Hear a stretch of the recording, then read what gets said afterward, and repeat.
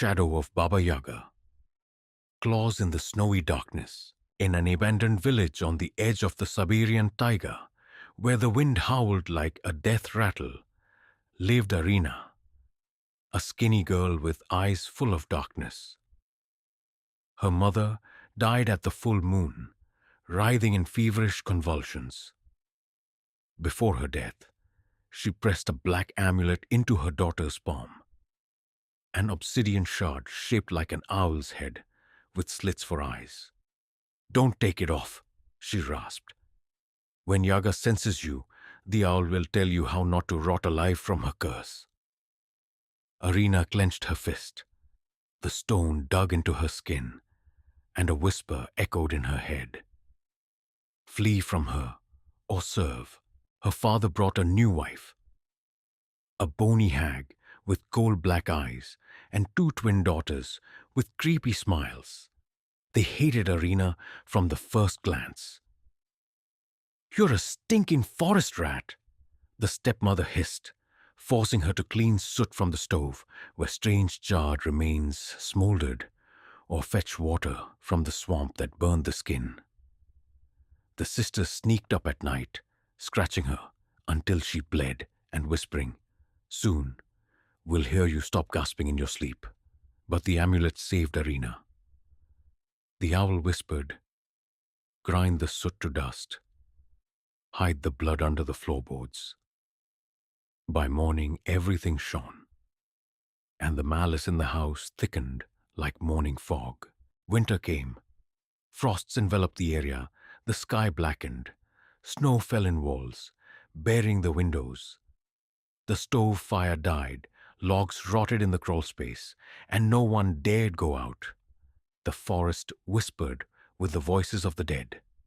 The stepmother snarled, "Into the forbidden forest, where Baba Yaga holds hellfire. Bring a spark, or we'll all freeze." The sisters giggled. "She won't return. Yaga will take her." Arina threw on a ragged shawl, grabbed a basket, and stepped into the blizzard. The owl whispered, "Go, but don't look anyone in the eyes." The forest breathed malice. Trees twisted, branches grabbed at her legs like drowned men's fingers. Snow crunched underfoot, the wind carried moans, wolves or lost souls. The amulet heated up, and three shadows appeared ahead. On a clearing, riders on horses with bloody hoofprints emerged. The first thundered, its sound deafening her ears. The second scorched with heat, skin burning. The third oozed poison, twisting her insides. They vanished, leaving Arina writhing in spasms. The forest parted, revealing gates of gnawed bones. Before the girl stood a hut. Walls of rotten logs, roof of tangled hair writhing in the wind. It stood on crooked chicken legs, black, clawed, scratching the ground with dark slime. Fence of vertebrae studded with skulls, blue slime oozing from eye sockets.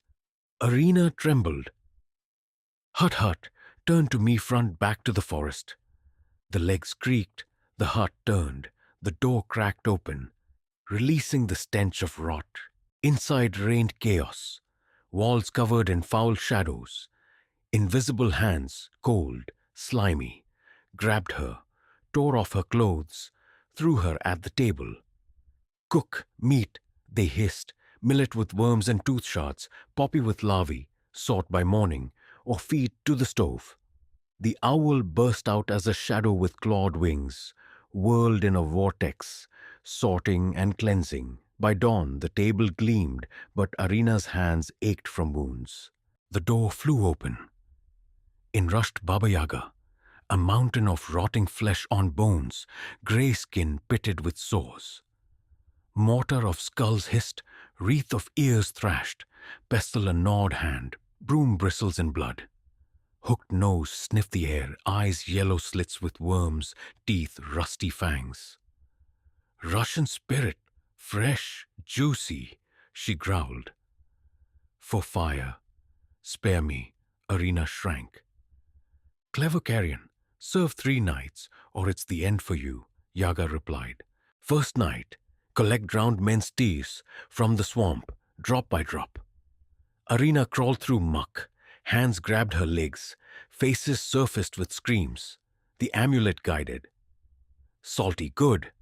Yaga licked it. Second night, grind bones to dust for the dead's bread. Hammer struck skulls. Shards flew into eyes. The owl blew.